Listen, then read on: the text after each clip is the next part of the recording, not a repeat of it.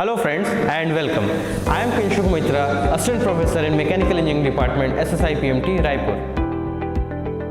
तो आज हम लोग स्केच मॉड्यूल में एक पूरे कंप्लीट स्केच को फुल्ली कंस्ट्रेंट स्केच कैसे बनाते हैं ये हम स्टेप बाय स्टेप देखेंगे। So first of all we will go to part design. इसी में जो है जैसे आपको ये ड्राइंग दिया रहता है, ये ड्राफ्टिंग का एक पार्ट है और इसी में जो है आपको ये स्केचर दिया हुआ रहता है।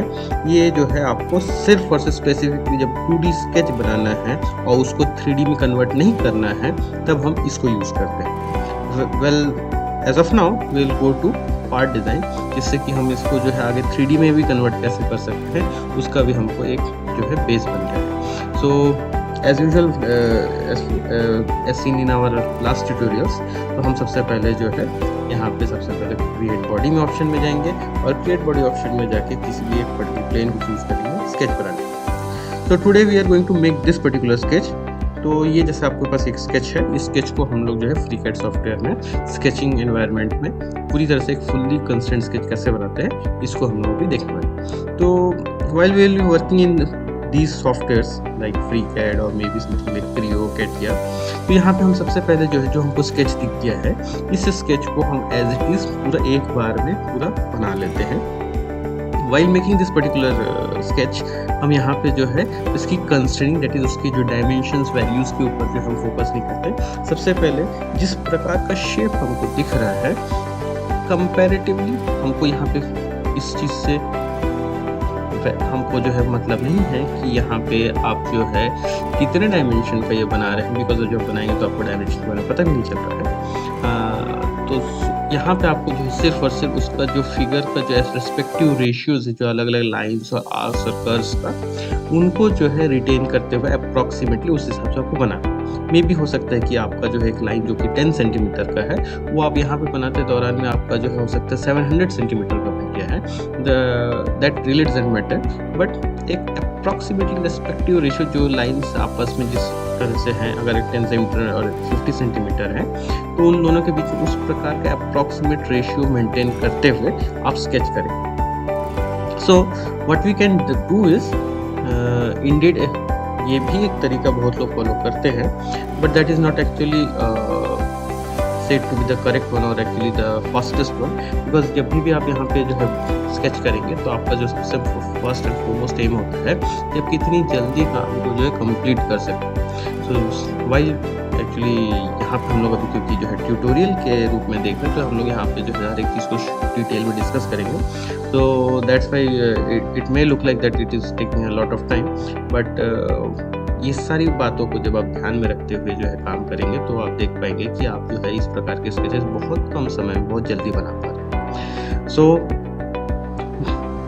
कुछ लोग जो है जैसे एक लाइन बनाई गई तो उस लाइन का जो है डायमेंशन वहीं पे पुट करते हैं, देन जो है अगला लाइन बनाएंगे, अगला आर्क बनाएंगे और उसका डायमेंशन वहीं पे ही जो है बनाते चलेंगे। इसमें क्या होता है कि आप बार बार एक लाइन बनाएंगे, टूल चेंज करेंगे, डायमेंशन को वैल्यू को वहाँ पे जो है एग्जैक्ट वैल्यू जो है देंगे एंड देन जो है फिर से जो है टूल में जाएंगे, लाइन या आर्क इस प्रकार से बनाते चलेंगे। So this takes a lot of time, whereas in comparison that अगर आप एक बार में पूरा का पूरा कंप्लीट स्केच को एक बार में बना लेते हैं और उसके बाद फिर डायमेंशनिंग करते हैं तो अब आपको बार बार डायमेंशनिंग टूल्स के बारे में जो है आपको जो है जाना नहीं पड़ेगा, आप इसी फॉर्मेट में रहते हैं उसी को पूरा कंप्लीट करेंगे। तो दैट्स वाई इस चीज़ को जो है ज़्यादा इसमें बेहतर माना गया है। Okay, now while making this particular sketch, तो जैसे बहुत सारी चीज़ें, जैसे जो आपको लाइन अगर पहले से हॉरिजॉन्टल दिख रही है या लाइन आपको जो परफेक्टली वर्टिकल लाइन दिख रहा है, तो इन दैट केस हम ये कोशिश करते हैं हमेशा कि जो है लाइन जो है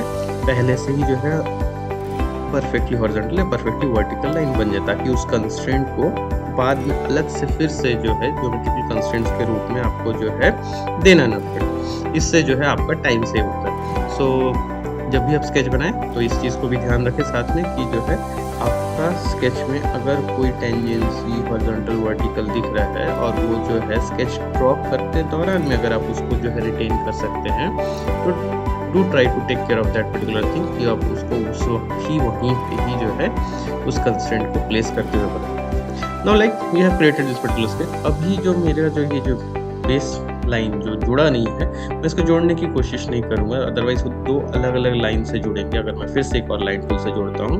what I will try to do is over here is कि हम इसको जो है कोइंसिडेंट टूल से इन दोनों को जो है जॉइन कर देंगे। इससे जो है ये 2 अलग-अलग लाइन्स के थ्रू जो है जॉइन नहीं होगा, बल्कि एक लाइन के थ्रू जॉइन हो जाएगा। अब यहाँ पे देखिए ये एक डेटा रिडंडेंसी दिखा रहा है, बिकॉज़ ये जो है पहले से जब लाइन हमने स्टार्ट किया था तो इसको जो है वर्टिकल एक्सिस पे जो है हमने इसको जो है कोइंसिडेंट करके शुरू किया था। तो यही पॉइंट जो है यहाँ पे कोइंसिडेंट होगा और वही जो है पॉइंट जो है वहाँ पे कोइंसिडेंट हो, ये पॉसिबल नहीं है। हमने जैसे ही कोइंसिडेंस को जो है डिलीट किया, देखिए तुरंत से जो है वो जो है कंस्ट्रेंट अप्लाई हो गया और डेटा रिडंडेंसी हट गई। So while constraining our sketch, ये चीज़ को हमेशा देखना रहता है कि यहाँ पे आपके पास जो है सॉल्वर मैसेज करके लेफ्ट साइड में जो आपको ऑप्शन रहता है, ये इसको जो है आप देखेंगे तो यहाँ पे आपको पता चल जाता है कि जैसे यहाँ पे अभी आपको जो है देखने को मिल रहा है कि आपको जो है under constraint sketch and like 19 degree और 17 degrees of freedom are remaining. That is हम जैसे जैसे यहाँ पे geometrical as well as dimensional constraints को यहाँ पे पुट अप करते जाएंगे, but you will find is कि आपके जो है यहाँ पे डिग्रीज ऑफ फ्रीडम कम होते जा रहे हैं और फाइनली जब ये 0 डिग्री ऑफ फ्रीडम हो जाएगा तो it will show as a fully constraint sketch. So आप एक फुल्ली कंस्ट्रेंट स्केच को बनाते हैं with the help of this geometrical constraint what we have seen in the previous classes and also simultaneously with the help of the dimensional constraint, जिससे कि आप जो है किसी लाइन या सर्कल या आर्क का जो है डायमेंशन प्लॉट करते हैं। तो अभी हमारे पास जो हमने स्केच को अभी हमने देखा था, उस स्केच में जितने सारे जो है डायमेंशंस हैं, वो सारे डायमेंशंस को हम 1 बाय 1 यहाँ पे प्लॉट करेंगे। तो अभी हम लोग यहाँ पे इसकी जो है वैल्यूज़ को जो है मार्क नहीं कर रहे हैं, because what I am trying to show is कि हम सबसे पहले जो है वहाँ पे जितने भी डायमेंशन मेंशन थे उस पर्टिकुलर स्केच में, वो सारे डायमेंशंस को हम लोग यहाँ पे सिर्फ प्लॉट करेंगे और देख पाएंगे आप यहाँ पे कि आपको जो है यहाँ पे सॉल्वर मैसेज लेफ्ट साइड में आपका जो degree of freedom continuously reduce होता चला जा रहा है। सो डायमेंशन की वैल्यू क्या है, ये उसकी जो है एग्जैक्ट जो है साइज को जो है डिफाइन करेगा। बट अगर मैं जो है सारे डायमेंशंस को लगा देता हूँ यहाँ पे इस पर्टिकुलर स्केच में, what you will find is यहाँ पे आपको जो है ये फुल्ली कंस्ट्रेंट स्केच बनता हुआ दिखेगा। So first of all we will go for this particular thing, how to make it a fully constraint sketch. So अभी इस प्रकार से जो है हम यहाँ पे सारे डायमेंशंस को जो है नोट करते चले जाएंगे। ये वाला डायमेंशन जो है हमने जो दिया था ये जो है उसमें मेंशन नहीं है स्केच में, तो इसलिए हमने उसको जो डिलीट कर दिया। और अब जो है यहाँ पे जैसे इस प्रकार से ये वर्टिकल लाइन का डायमेंशन, उसी प्रकार से जो है हॉरिजॉन्टल लाइन का डायमेंशन एंड और एक वर्टिकल लाइन का डायमेंशन है, ये डायमेंशंस देने के बाद ये इस प्रकार से हमने दे दिया। बट देखिए अभी भी जो है कुछ डिग्री ऑफ फ्रीडम बाकी है। तो ऐसा जब सभी जो है डायमेंशनल कंस्ट्रेंट्स आपके जो कंप्लीट हो जाते हैं, उसके बाद भी अगर आपके पास बचे, मतलब इसका ये होता है कि आपको जो है अब ज्योमेट्रिकल कंस्ट्रेंट्स की मदद से इधर हॉरिजॉन्टल, वर्टिकल, टेंजेंसी, इस प्रकार के किसी भी जो है कंस्ट्रेंट की मदद से आपको इसको फुल्ली कंस्ट्रेंट बनाना पड़ेगा। ठीक है, सो जैसे ही आप इसको फुल्ली कंस्ट्रेंट बना देंगे, आपको देखिएगा कि पूरा जो आपका जो ये कंप्लीट जो लाइन आर्क का जो पूरा जो ये आपका जो ज्योमेट्री ड्रॉ हुआ है, इसका कलर भी जो है चेंज हो जाएगा।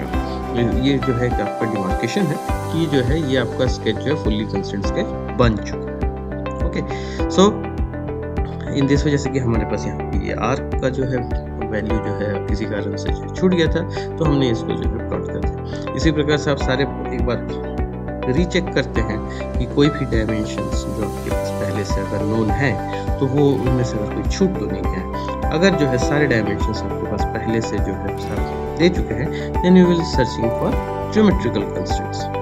तो अब यहाँ पे जैसे हम लोग जो है सारे आर्क को सर्च कर सकते हैं कि सारे आर्क में टेंजेंसी लगा हुआ है क्यों, बिकॉज यहाँ पे जितने भी सारे आर्क बने इस पर्टिकुलर स्केच में, वो सारे जो है दूसरे आर्क के दूसरे लाइन से जो है टेंजेंसी रखते हैं।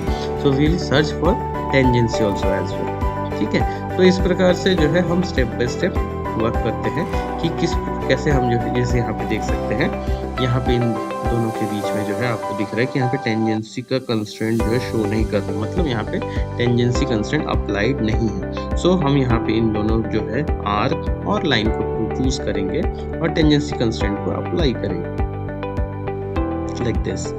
सो अब देखिए यहाँ पे जो है आपको लास्ट 1 डिग्री ऑफ फ्रीडम जो है बचा हुआ है।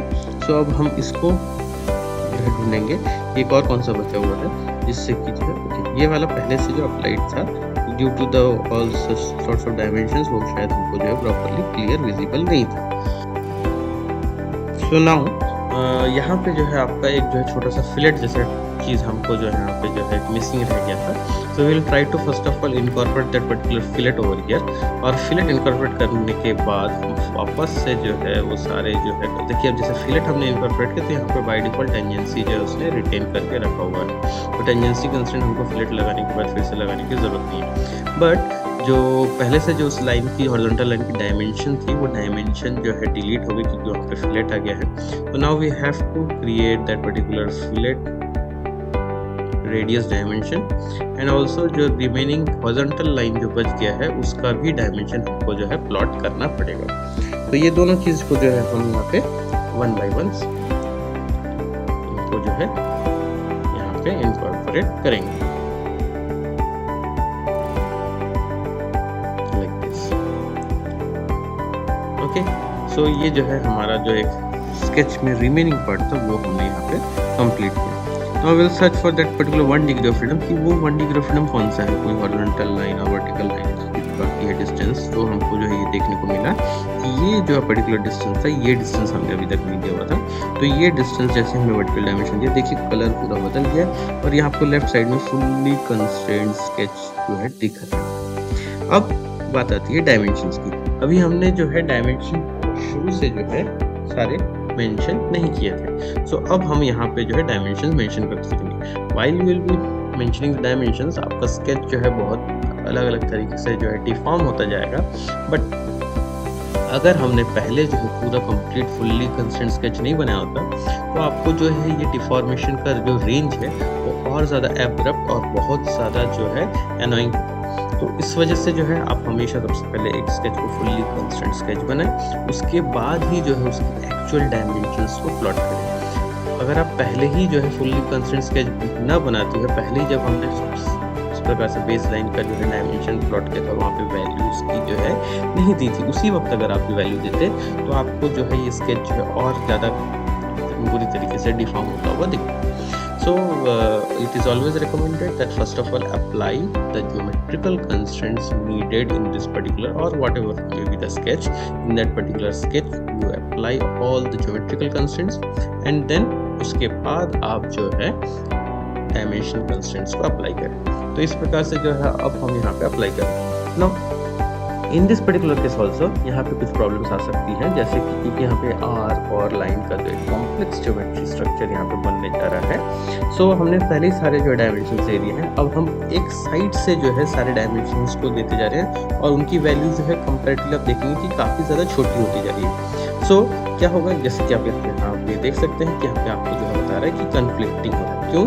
क्योंकि जो है एक साइड से जो आपके जो सारे डायमेंशन जैसे कि ये सारे डायमेंशंस उसकी जो है हाइट को डिफाइन करके रखें इस तरफ से, और इस तरफ से जब आप उसकी आर्क और जो है लाइन की लेंथ के हिसाब से जो उसको वैल्यू को चेंज कर रहे हैं तो इस साइड स्केच का जो है लेफ्ट साइड और स्केच का जो है राइट साइड दोनों एक दूसरे को कन्फ्लिक्ट कर रहे हैं। इसी प्रकार से हॉरिजॉन्टल में भी जो है स्केच का जो है बॉटम पॉइंट और स्केच का जो है टॉप पॉइंट कई बार कन्फ्लिक्ट करते हैं कि जो है अपने ऊपर का डायमेंशन, सपोज मान लीजिए एक रेक्टेंगल है और रेक्टेंगल में आपने जो है टॉप लाइन का डायमेंशन यानी ब्रेड्थ सबसे सपोज उसको जो लेंथ मान लेते हैं तो लेंथ जो है आपने टॉप लाइन का लेंथ जो 100 mm दिया है और नीचे का जो है लाइन का जो है आपने डायमेंशन 50 mm दे दिया।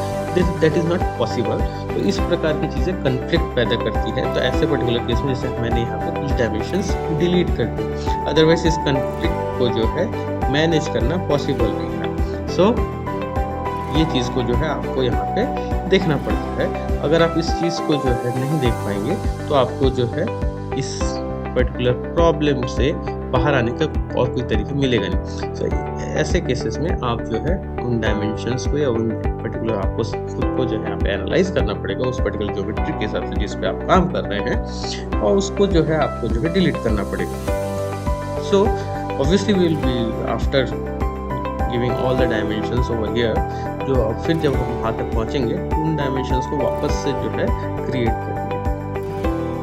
So like this, in this way actually हम जो है ये तरीका है जिस तरीके से आप जो है स्केच को कंस्ट्रेंट करने की शुरुआत कर सकते हैं। सो अभी जैसे हमारे पास ये लाइन बहुत बड़ा सा है, इसलिए जो है ये आगे जा रहा है और शेप को रिटर्न नहीं होने दे रहा है।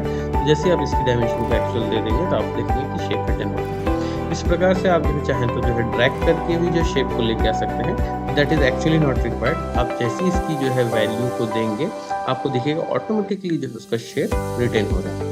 सो अभी देखिए हम यहाँ पे इसका जो है डायमेंशन वैल्यू पुट करेंगे और आपको देखिएगा कि जो है तुरंत से जो है इसने जो है अपना एक्चुअल शेप को जो है ले लिया लाइक दिस। अभी देखिए तुरंत से सेट हो गया। तो मैं अगर उसको ड्रैग करके नहीं भी लाया जाता था तो भी ये इस प्रकार से सेट हो जाता। So this is the actual way of making a sketch. आप कभी भी जो है ड्रैग करके जो है स्केच को सेट करने की कोशिश ना करें, इससे जो है आपका स्केच सही तरीके से कभी सेट नहीं हो पाएगा। विद प्रॉपर वैल्यूज आप उसको सेट करें, आपका स्केच हमेशा जो है प्रॉपर सेट होगा।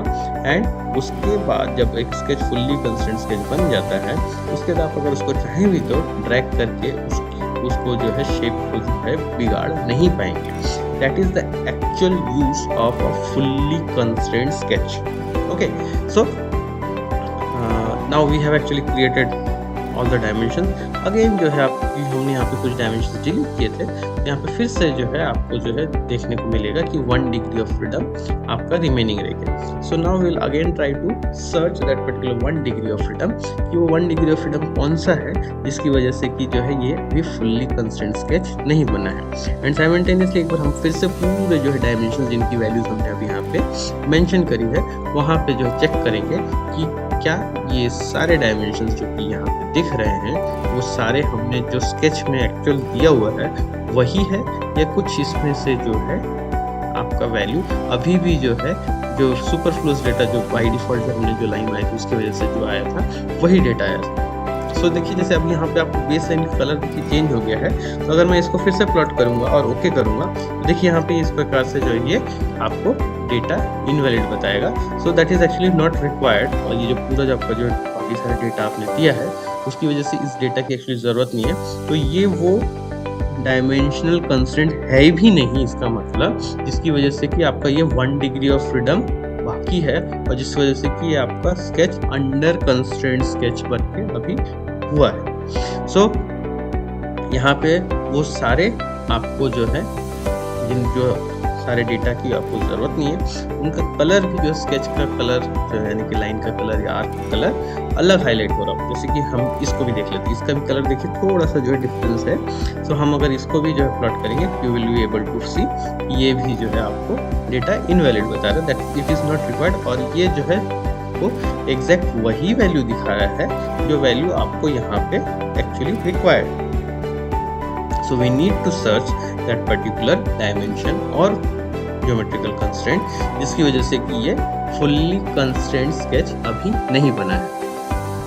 Okay, so in this way we'll be searching और इस प्रकार से जो है आपको जो है एक स्केच को fully constrained sketch बनाने के लिए काम करना पड़ता है। शुरुआत में ये आपको जो है थोड़ा सा टाइम टेकिंग लग सकता है, but with due course of time जब आपको काम करते हुए आदत हो जाएगी आप इस प्रकार के एक स्केच को within a span of maybe 1 or 2 minutes आप इसको कंप्लीट कर सकते हैं। जैसे कि that is what actually proficiency is all about. So we will search in that direction कि इसमें जो है कौन सा वो पर्टिकुलर कंस्ट्रेंट है जो कि यहाँ पे हम जब वैल्यूज़ को सेट करने के लिए कुछ डायमेंशंस की कन्फ्लिक्टिंग कंडीशंस बन रही थी तो हमने डिलीट किया था। जिसको भी हमने डिलीट किया था उसको आपको फाइंड आउट करना, जैसे कि ये टेंजेंसी और देखिए तो कलर फिर से बदल गया और ये इसको बता रहा है फुल्ली कंस्ट्रेंट स्केच। तो इस प्रकार से आपका एक स्केच फुल्ली कंस्ट्रेंट स्केच बनता है। सो अब आप इसको जो है यहाँ से स्केच से बाहर जा सकते हैं। सिंस ये हमारा सिर्फ बनाना स्केच ही मोटो था, इसके बाद हम इसको आगे जो है कुछ पैड या कुछ प्रकार के कुछ टूल्स यूज़ नहीं करेंगे, बट आगे इस प्रकार के स्केच को आप जो है पैड या रिवॉल्व करके आप कुछ आगे उसको सॉलिड में कन्वर्ट कर सकते हैं। So that's it for today. Okay, thank you.